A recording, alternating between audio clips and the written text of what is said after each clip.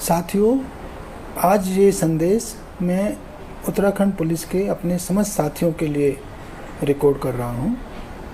आप सब ने कोरोना के समय में बहुत ही उत्कृष्ट कोटि की सेवा की है।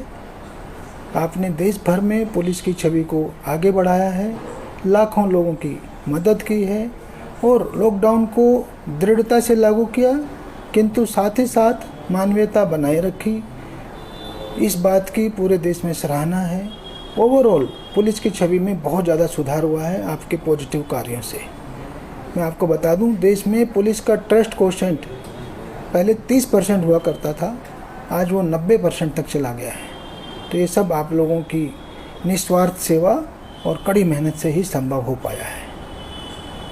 दूसरी जो इम्पोर्टेंट बात है वो ये है कि जो आखिरी अभी जो वर्तमान चरण चल रहा है, विशेषकर जुलाई का महीना, जब से प्रवासियों ने वापसी शुरू की थी, जब वो बड़ी संख्या में लोग मुंबई से, दिल्ली से, गुड़गांव से प्रदेश में वापस आए, तो उनके साथ कोरोना संक्रमण भी तेज़ी से आगे बढ़ा।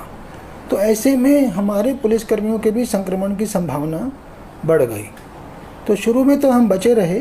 हमने मार्च, अप्रैल, मई और अधिकांश जून काफ़ी ज़्यादा हमारे पुलिसकर्मी अपने कोरोना के संक्रमण से बचे रहे हैं, किंतु जुलाई के महीने में ऐसा नहीं हो पाया और आज की तारीख में हमारे 81 पुलिस के साथी संक्रमित हैं। सबसे ज़्यादा नैनीताल, उधमसिंह नगर और हरिद्वार जिलों में है। तो ये भी आपको बता दूं, उन 81 में से 9 लोग ऐसे हैं जो पूरी तरह स्वस्थ होकर वापस ड्यूटी पर लौट चुके हैं। तो वो निश्चय ही बधाई के पात्र हैं और उन्होंने हौसला दिखाया और वापस लौटे और फिर से ड्यूटी कर रहे हैं। ये उनकी कर्तव्यपरायणता के भी एक बहुत बड़ी मिसाल है। जो बाकी लोग हैं उनमें से सिर्फ एक हमारा सब इंस्पेक्टर रामनगर का प्रकाश मेहरा, वो क्रिटिकल कंडीशन पे पहुंचा था। पिछले 1 सप्ताह से मैं रोज़ उसको मॉनिटर कर रहा हूं। एक स्टेज पे हमने उसको दिल्ली से बुला करके एक हायर मेडिसिन रेमडेसिविर उसकी डोज भी दिलवाई, प्लाज्मा भी इसको दिलवाया, तो उसकी स्थिति में सुधार हुआ है। आज ही मेरी उससे अभी बात हुई 1 घंटा पहले और वो काफ़ी अच्छा महसूस कर रहा है। उसे खुद उम्मीद है कि वो 3-4 दिन में उसको आराम से हॉस्पिटल से छुट्टी मिल जाएगी।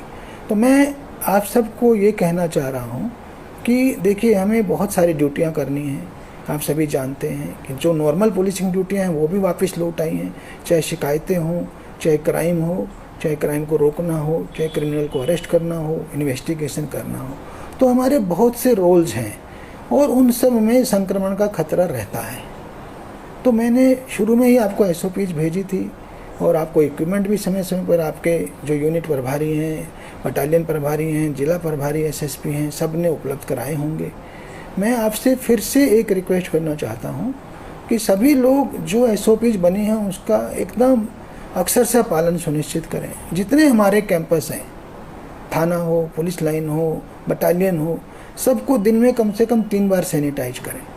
जो भी आदमी वहाँ बाहर से आ रहा है उसको बिना चेकिंग के ना आने दें। विशेषकर थाने पे आने वालों की संख्या काफ़ी रहती है, जो बाहर से आने वाले लोग हैं, तो उसको पहले थर्मल स्कैनिंग वगैरह करा लें ज़रूर हर हालत में और ये देख लें कि इसको किसी तरह के कोरोना के सिम्टम तो नहीं है। फिर उसको मास्क 100% सुनिश्चित कराएं कि वो मास्क पहने हो और सोशल डिस्टेंस बना के रखा हो।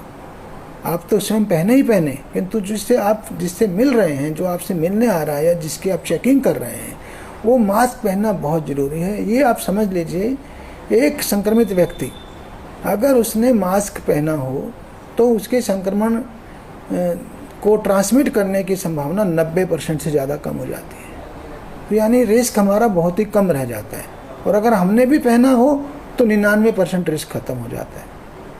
तो कृपया करके आप स्वयं भी मास्क पहने, जो जिससे मिल रहे हैं वो इंश्योर करें कि वो मास्क पहने हो।